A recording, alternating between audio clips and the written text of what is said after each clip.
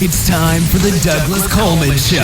Mr. Smooth and Savvy is joined by guests from all walks of life, from the entertainment industry to authors to political and social commentators, the famous and not so famous, the controversial and the light and fluffy. We have it all. Now, here's Douglas Coleman.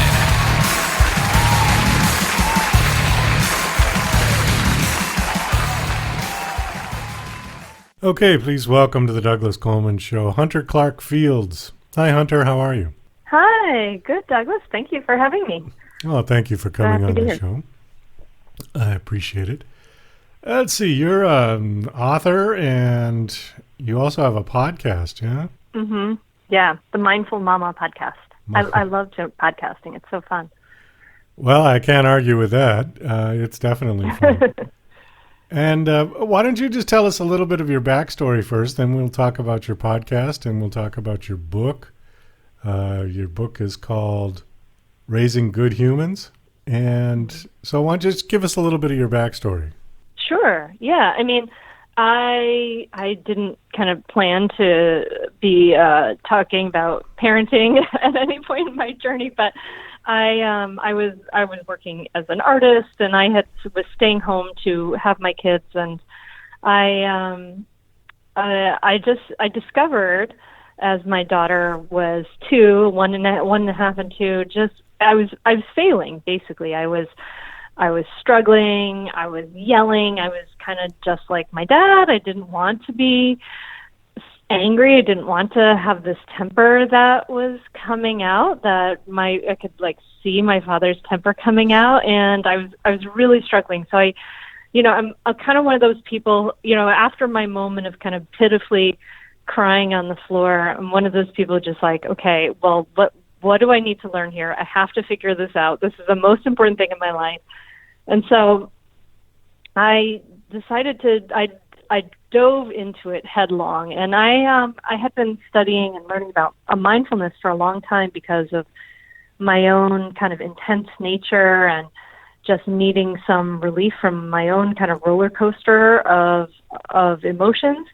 And so I dove back into that and started to learn about like exactly how it regulates the brain. It's fascinating. And then also these how to talk to my child so that I wouldn't set her off, right? All this resistance, because I was just kind of, we go into parenting and we just basically, we repeat, right? What society tells us or what our parents tell us, and we think it's kind of like this instinctual thing, but it's actually just these conditioned responses that we've had from our own childhood and society. And so I had to kind of like learn this new language, but then I had to learn to regulate my temper and my emotions, right? Because I was kind of, all of these buttons were being pushed, and in order for me to access any of this new language, I had to then access all of my brain as well. So I really saw that kind of in these two worlds,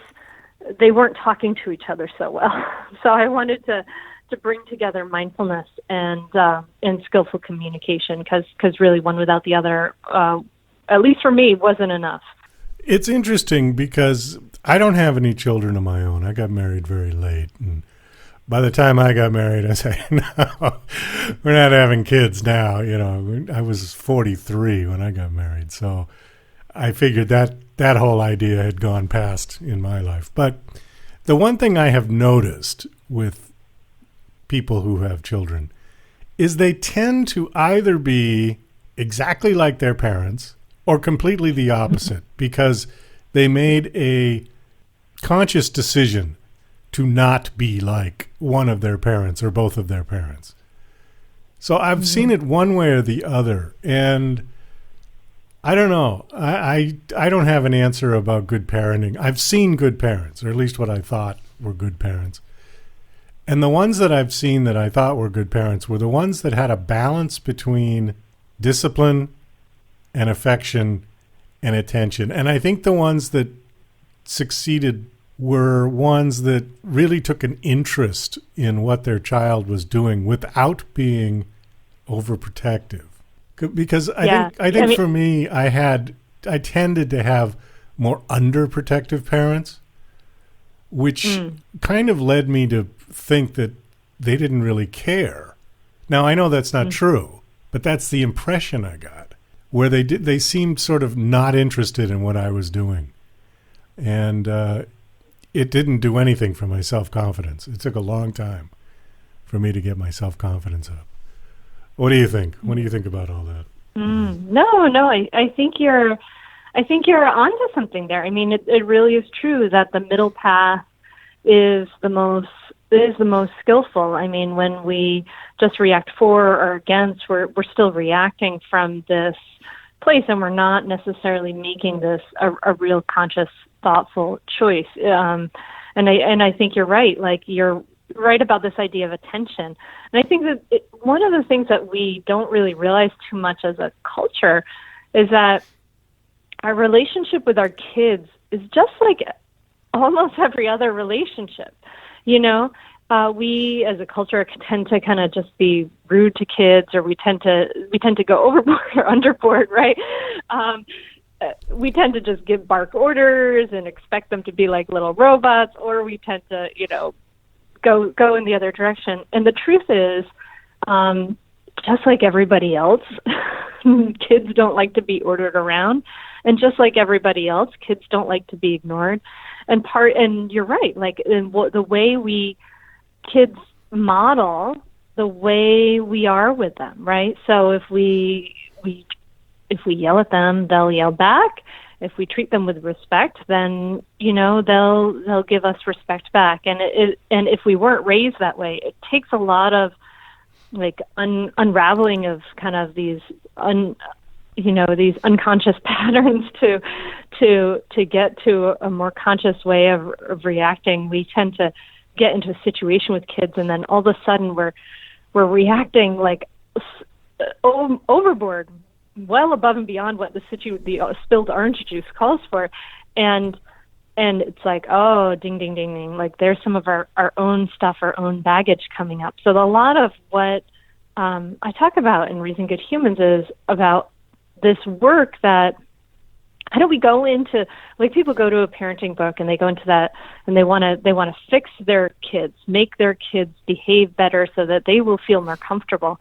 And the truth is there's a mix of both, and a lot of it is that we have to actually kind of look at what's going on with us, right? We're the adults in the relationship. We're the one that, why are these reactions here for us? There's a lot of self-understanding that needs to happen, right? And regulating our own experiences. We can't expect our kids to be regulating their emotions if we can't even regulate ours, right? Like, they're the ones in the undeveloped brain.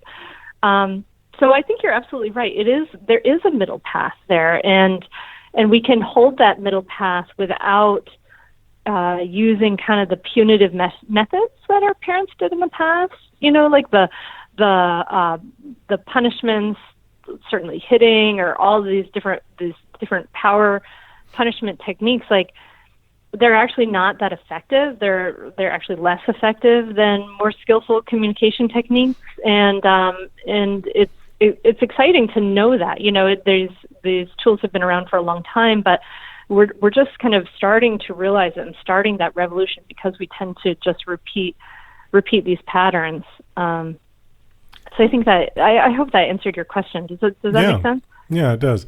And then also, to add to that, I mean, we are finding or discovering new labels for particular types of behavior. I mean, attention deficit syndrome did not exist when I was a kid. They didn't have that term. They just said, he can't pay attention. I mean, it has difficulty concentrating or whatever. While I like the idea of having a more definite label, I don't necessarily like the idea of giving prescription drugs to children to try to correct things, unless it's a really serious problem. I don't think that's a good way to start. And the other thing is that when you talked about the balance, sometimes the balance comes between the parents. And I'll give you an example. For me personally, I loved my father dearly. I feared my mother. And the balance came there. So I think in a way I probably came out all right. I hope so. But it did take me a long time to gain self-confidence in myself. Because my father was very unconditional with his love. Just, whatever I did, I couldn't do any wrong. And my mother basically was the opposite. I couldn't do any right. And I would be criticized all the time because I wasn't following the path that she wanted me to go. But anytime I tried doing what she wanted me to do, I failed. So it just was not in the cards that I was going to go that way at all. It would have been almost like trying to switch. I'm left-handed, and it'd be like trying to switch to right-handed, which they used to do to kids. They used to smack them with rulers and things if they started writing with their left hand. So I think that happens a lot in relationships with parents and children where you have these kind of opposite parents, because the old thing about opposites attract, typically it's true. One parent is the dominant, one parent is the more passive. Typically it's the man, at least it used to be, but not always. I've had as many conversations with friends and people I've had on the show where the mother was the dominant in the family. So it definitely can go both ways, I think.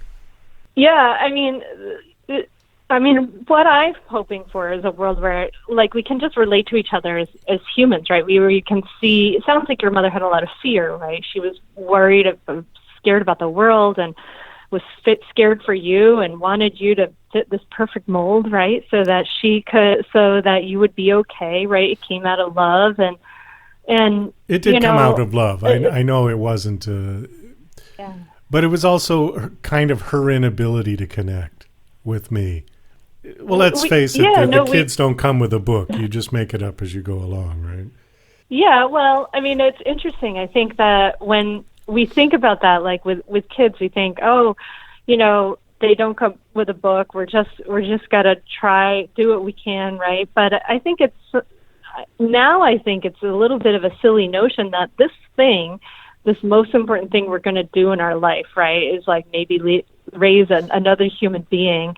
We're just going to throw up our hands and say, oh, well, we'll see what happens. I think it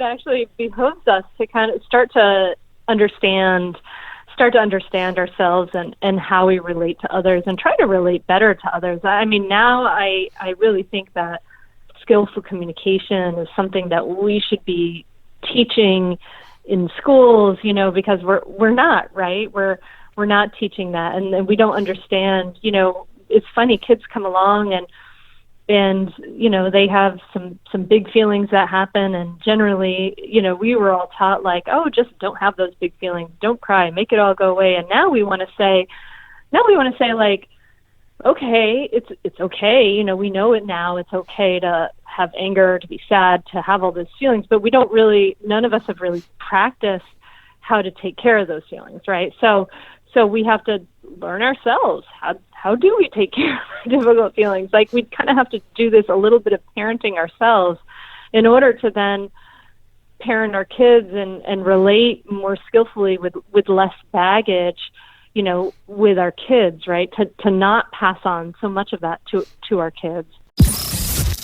You're listening to Mr. Smooth and Savvy right here on the Douglas Coleman Show. We'll be right back after these commercial messages.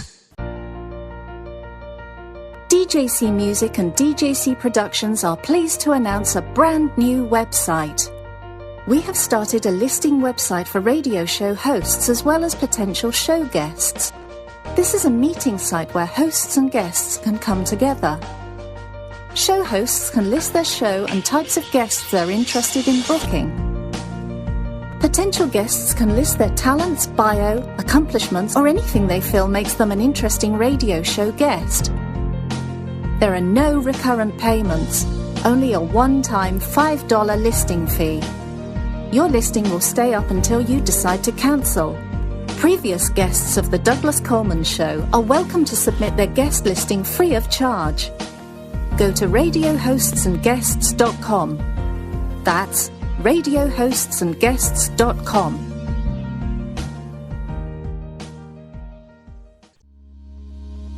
Love coffee, huh? But wait a minute. It seems like every time you finish a cup of coffee, you get all of these side effects along with it. Heartburn, indigestion, upset stomach, acid reflux. As the world's first and only organic acid-free coffee, Tyler's Coffee is able to provide a healthier option in the solution for more than 100 million individuals who have sensitive stomachs or suffer from acid-related modalities. This is Tyler's acid-free coffee. Coffee without the consequences. Hi, this is John Morgan, production supervisor for DJC Productions. You're listening to The Douglas Coleman Show. And also, you're right about these days, it's not just like, well, let's just see what happens. I mean, I think that that's irresponsible at this point. I think that there's enough information out there that people could prep a little bit before they decide if they're going to have children or not. You know, a prep in the sense of have some idea of what good parenting skills are rather than just, oops, there's the baby. Well, let's get going. You know, which is what happened. You know, that's been happening for centuries. But I think now, at least I'd like to think that we've advanced enough, and with the internet and information right at your fingertips, that people should do a little bit of background before they decide to have children. Understand what to expect of kids. Right, understand what they're getting themselves into. Yeah, exactly. I had a child, my first child, she was really precocious, really smart and verbal. And so I remember one time, it was funny, not really knowing too much about what to expect from a 2-year-old. I have my own 2-year-old, and so my own 2-year-old, would talk to me in complete sentences. And I was like, okay, well, this is how we talk to 2-year-olds, whatever. And then I went to a 2-year-old birthday party, and they were just kind of, you know, blurting one word at me or whatever. And I was like, oh, okay. I had no idea, you know. Yeah, it does help to understand, like, what are these guidelines, what are they capable of, and right. I mean, and they're not all the same either. You can have two children that are completely different from each other. You know, and you have to treat them accordingly.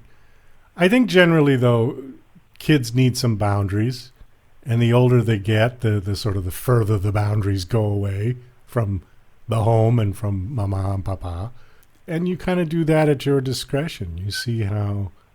I remember the first time my father let me ride my bicycle away from view of the house. And that was a big deal. And I went around the block and I came back. And I think if I hadn't come back in about 10 minutes, he would have been in the car going out looking for me.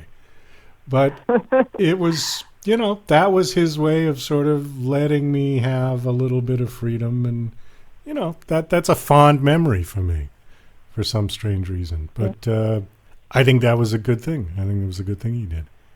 Again, it goes back to that whole thing of balance, you know. Yeah, we need to give kids more and more freedom and more responsibility. There's a trend towards not giving kids too much freedom because there's a lot of fear in the culture, like not letting a 7-year-old play outside or something like that. And it's a shame because, like, the things are more safe than they ever have been before, and kids do need some freedom to be able to make mistakes and make their way about in the world as well. I remember being a 9-year-old and walking to buy candy at the 5 and 10, and I learned a lot, you know, buying my bubble yum. Oh yeah. The 5 and 10. Yeah. On the other hand, though, I'll just throw this in. I remember as a young teenager, 12, 13 years old, I grew up in the Boston area, and we would think nothing of, and our parents didn't care, of getting on the bus on a Saturday, and we lived about 20 minutes outside of the city in a nice little suburb, and take the bus and go into Boston, and then once we got to Boston, we could ride around on the subway, the T, and just spend the day. I wouldn't if I had children that age now, I wouldn't let them go, because the city isn't as safe as it used to be. So that's my opinion of that. When I see what goes on the buses and the public transportation, No. They're not going like that. Not when I was a kid. I grew up in the 70s, and it was a lot different. You know. I think it might have actually been more dangerous in the 70s. I would check the statistics on that. I'd be curious. Well, all right. I mean, at least we'll have to beg to differ on that one, because I certainly never felt threatened at all. But I think now there's just more people. You know, the city is more populated. There's more good people. There's more bad people, but there's just generally more people. You might really appreciate, there's actually a wonderful resource that a person called Lenore Skenazy has put together. It's a website called letgrow.org, and they go through the stats for parents who are worried. It's because we know about it a lot more things now, but they actually do have crime stats talking about, you know, whether crime was actually higher or lower than when, you know, at certain times and dates. So it could be. To let you know, because it is I feel bad. You know, I wouldn't want a parent to listen to this and say, you know, oh, maybe I do need to worry a lot. I think it's good to get informed, and a good place to do that is to you know, go find some real statistics. And at letgrow.org, they have statistics to kind of let kids know, so that we don't, you know, feel like we have to completely helicopter over our kids. The one thing that is better now, obviously, is that kids are all armed with smartphones. So at any moment, if I was concerned about my kid, I could text message them and demand that they send me a selfie or something. Whereas when I was that age, we didn't have that. You know, there was absolutely no way for my parents to get in contact with us. They had no idea where we were. At least this way, you know, you could kind of watch where they're going. It's true. It's true. So for that reason, I would say, yeah, it could be safer. Whether the city and the crime statistics, I don't know. I mean, I just don't have an answer for that. But as I've gotten older, I've felt more threatened in the city than I did when I was a kid. Perhaps maybe it's just because I wasn't paying attention as a kid. But that could just be my own point of view. I don't know. We have quickly run out of time. Do you want to mention your book and give us a quick synopsis of what the book is? Or did we cover the synopsis already? Sure. Well, Raising Good Humans, I mean, it brings together how to take care of our own reactivity and our own emotions, and works through the tools of mindfulness and self-compassion, and pairs that with some really incredibly effective, tried and true, skillful communication tools that make it so that we don't have to just, you know, bark orders and just, you know, use timeouts and punishments, which aren't actually that effective. So, it's called Raising Good Humans. Okay. And your website? Do you have a website you want to give out? Yeah. So it's mindfulmamamentor.com, and as a listener of audio, you may enjoy the Mindful Mama podcast. Everywhere podcasts are, and the book and the podcast are all at mindfulmamamentor.com. Okay. Are there links to social media on that as well? Yeah, I think so, although I'm not sure about Instagram. That's where you find me most, and that's at Mindful Mama Mentor. Okay. My guest is Hunter Clarke-Fields. Thank you so much for coming on. Your book is called Raising Good Humans, and it's available now. It's out and about. Yes, indeed. By Amazon, Indiegogo, hopefully your local bookstore. You never know. Give them a call. Well, if they still exist. Yeah, or if they're even open because of COVID. So I would throw people towards the internet, order it online, and have it sent to your house. Thank you so much, Douglas. You're very